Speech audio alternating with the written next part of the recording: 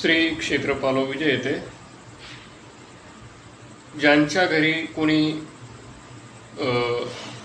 आत्महत्या केलेली असेल, शरीराचा घात केलेला असेल, तर आत्महत्या केल्यानंतर अधोगती होते त्या जीवाची.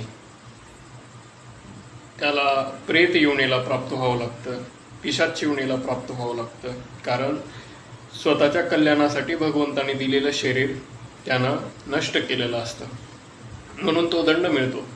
पण ती आपल्या जवळची व्यक्ती असते आणि आपल्याला वाटतं की त्याची अधोगती होऊ नये, तर त्यासाठी भगवान श्री कालभैरवांचा एक उपाय आहे.